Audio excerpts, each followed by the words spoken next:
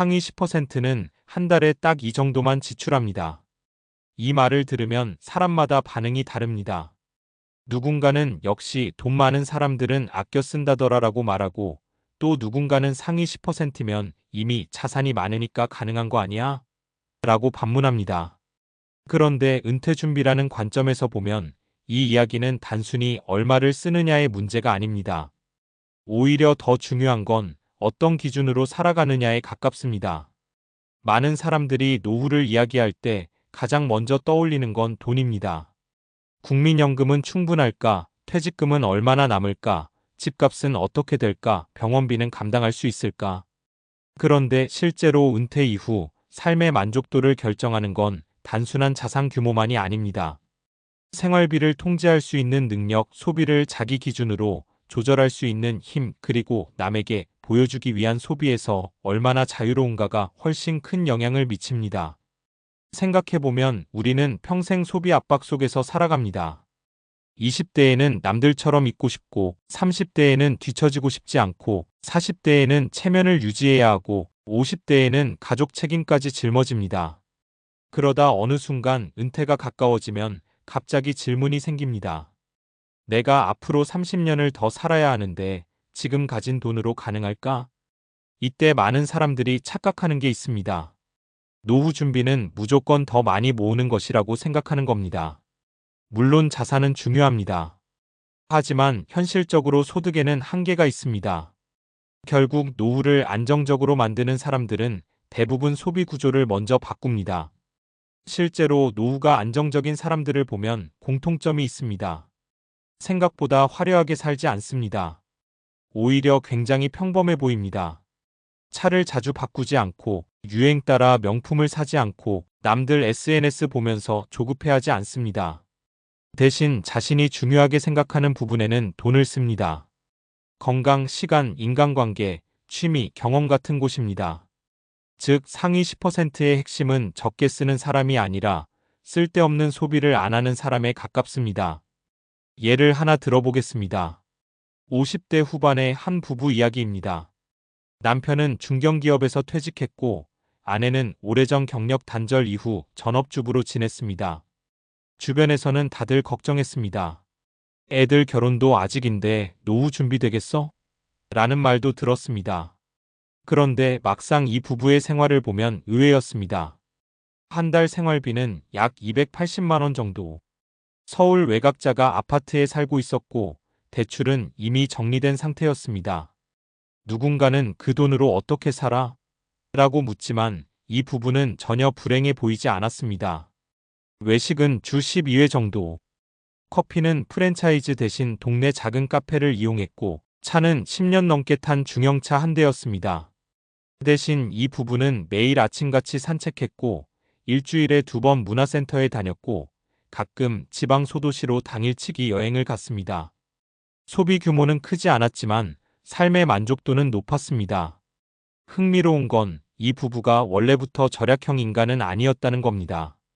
40대 때까지만 해도 남들처럼 살았습니다. 신형가전 나오면 바꾸고 아이들 사교육 경쟁 따라가고 체면 때문에 무리해서 경조사 챙기고 휴가도 인스타 사진 잘 나오는 곳을 기준으로 골랐습니다. 그러다 어느 날 남편 회사에서 구조조정 이야기가 나왔고 그때 처음 현실을 봤다고 합니다. 우리가 지금 버는 돈이 평생 갈 줄 알았구나. 그 뒤로 이 부부는 소비 기준을 바꾸기 시작했습니다. 가장 먼저 한 건 남 보여주기 소비를 줄이는 일이었습니다. 생각보다 여기에 새는 돈이 엄청났다고 합니다. 별로 필요하지 않은 골프 모임, 체면 때문에 나가는 술자리, 유행 따라 사는 옷, 쓸일 없는 구독 서비스들. 하나하나 줄여보니 삶의 질은 거의 변하지 않았는데 통장 잔고는 훨씬 안정되기 시작했습니다. 많은 사람들이 소비를 줄인다고 하면 삶이 초라해질 거라고 생각합니다. 그런데 실제로는 반대인 경우가 많습니다. 소비가 줄어들면 이상하게 불안도 줄어듭니다. 왜냐하면 사람은 지출 수준에 맞춰 불안을 느끼기 때문입니다. 한 달에 700만 원 쓰는 사람은 700만 원이 안 들어오면 불안합니다. 하지만 한 달에 250만 원으로 안정적으로 사는 사람은 훨씬 자유롭습니다. 이 차이는 굉장히 큽니다. 노후에는 특히 그렇습니다. 젊을 때는 부족하면 더 벌 수 있습니다. 야근도 가능하고 이직도 가능하고 부업도 가능합니다. 하지만 은퇴 이후에는 다릅니다. 수입은 제한되는데 시간은 길어집니다. 그래서 노후 준비의 핵심은 단순히 얼마를 모았는가 보다 얼마로 만족하며 살 수 있는가에 더 가깝습니다. 실제로 은퇴 후 행복도가 높은 사람들을 보면 의외로 공통점이 단순합니다. 생활 패턴이 규칙적이고 소비 기준이 명확하고 비교 습관이 적습니다. 특히 비교를 덜 합니다. 우리는 생각보다 비교 때문에 돈을 많이 씁니다. 친구 차 바뀌면 나도 흔들리고 지인 해외여행 사진 보면 괜히 초라해지고 SNS에서 누군가의 소비를 보다 보면 내 삶이 부족해 보입니다. 그런데 은퇴 이후까지 이런 방식으로 살면 끝없이 불안해집니다. 왜냐하면 세상에는 항상 나보다 더 쓰는 사람이 있기 때문입니다. 반대로 소비 기준이 자기 안에 있는 사람은 훨씬 안정적입니다.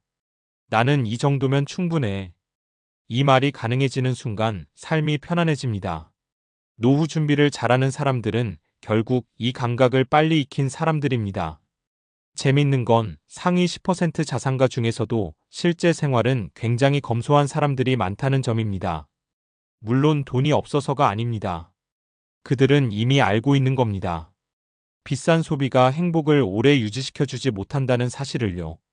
처음엔 새 차가 설레지만 몇 달 지나면 익숙해지고 명품도 처음뿐이고 큰 집도 결국 청소할 공간만 늘어납니다.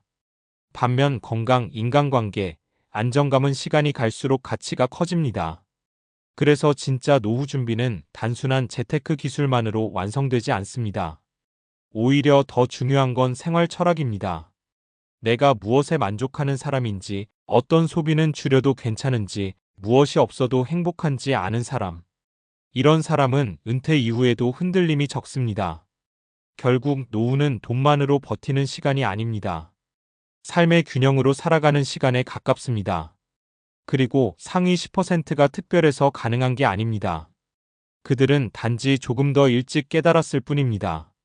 많이 버는 것보다 중요한 건 오래 유지 가능한 삶이다. 노후는 언젠가 반드시 옵니다. 그리고 그때 필요한 건 과시가 아니라 지속 가능성입니다. 오늘 소비를 통제한다는 건 단순히 아끼는 게 아닙니다. 미래의 나에게 선택권을 남겨두는 일입니다. 은퇴 후에도 불안에 끌려다니지 않고 내 속도로 살아가기 위해서 말입니다. 그렇다면 여기서 자연스럽게 따라오는 질문이 있습니다. 도대체 사람은 왜 필요 이상으로 소비하게 될까? 사실 이건 단순히 의지의 문제가 아닙니다. 게으르거나 계획성이 없어서만도 아닙니다. 인간의 소비에는 생각보다 강한 심리적 과학적 메커니즘이 작동합니다.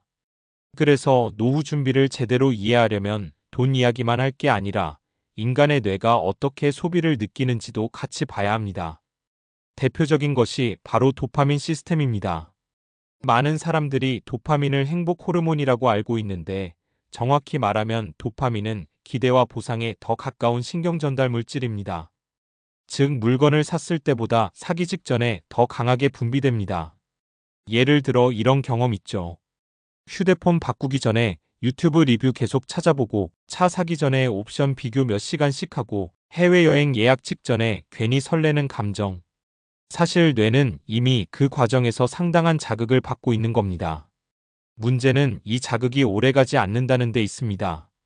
미국 심리학자들의 연구에서도 반복적으로 나타나는 개념이 있는데 바로 쾌락 적응 어다닉 애덕테이션입니다. 인간은 새로운 만족에 굉장히 빠르게 익숙해집니다.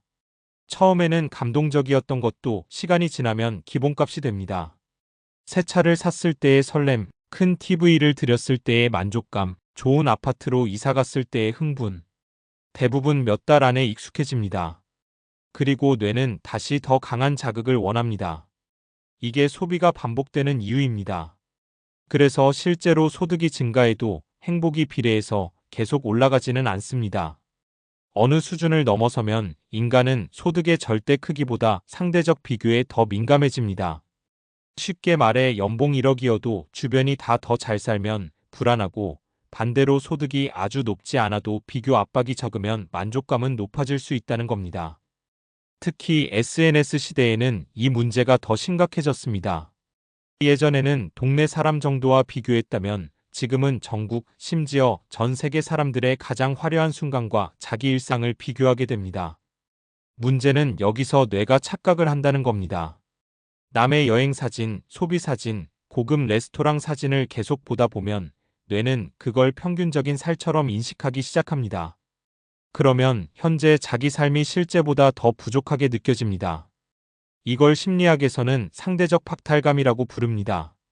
재밌는 건 실제 자산보다 체감 빈곤이 소비 불안을 더 크게 만든다는 점입니다. 그래서 노후 준비에서 중요한 건 단순 절약이 아닙니다. 오히려 비교 중독에서 벗어나는 능력에 가깝습니다. 실제로 행동경제학 연구들을 보면 사람은 미래의 큰 보상보다 현재의 작은 만족을 훨씬 강하게 느끼는 경향이 있습니다. 이를 현재 편향 프레전트 바이어스이라고 합니다. 예를 들어 20년 뒤 안정적인 노후보다 오늘 당장 오는 택배 만족감이 더 강하게 느껴지는 겁니다. 왜냐하면 인간의 뇌는 원래 생존 중심으로 진화했기 때문입니다. 먼 미래보다 눈앞의 보상을 우선 처리하도록 설계되어 있습니다. 문제는 현대 사회의 소비 시스템이 이 본능을 너무 잘 이용한다는 데 있습니다. 당일 배송, 원클릭 결제, 무이자 할부, 개인 맞춤 광고.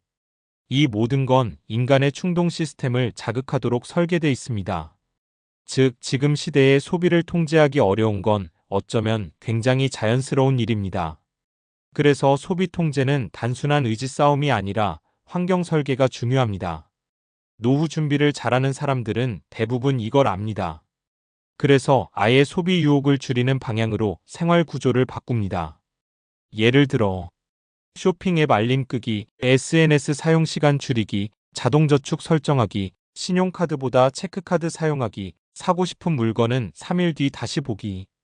사소해 보이지만 이런 방식이 실제 소비를 크게 줄입니다.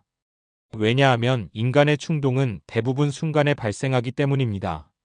시간을 조금만 벌어도 감정 소비가 급격히 줄어듭니다.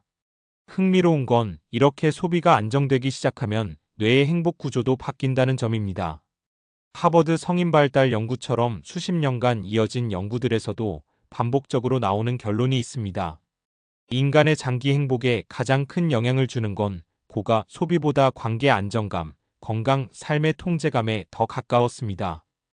특히 은퇴 이후에는 이 차이가 더 커집니다. 일을 그만두면 사람은 자연스럽게 존재에 불안을 느끼기 시작합니다. 나는 이제 사회적으로 필요한 사람인가? 앞으로 내 역할은 뭘까?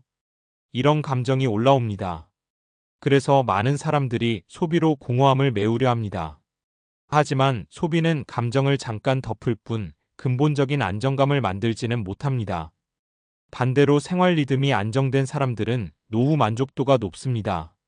매일 걷는 습관, 꾸준한 인간관계, 작은 취미, 규칙적인 식사, 적당한 운동. 이런 요소들이 실제 뇌 건강과 정신 안정에 큰 영향을 줍니다. 결국 노후 준비는 단순히 통장 잔고를 만드는 과정이 아닙니다. 적은 자극에도 안정감을 느낄 수 있는 삶의 구조를 만드는 과정에 더 가깝습니다. 그래서 상위 10%의 핵심은 단순히 돈을 많이 모은 사람이 아니라 소비의 유혹 속에서도 자기 기준을 잃지 않는 사람들인지도 모릅니다. 은퇴 이후 가장 강한 사람은 의외로 이런 사람입니다. 남들처럼 안 살아도 괜찮다는 확신이 있는 사람. 그 사람은 경제 상황이 흔들려도 쉽게 무너지지 않습니다.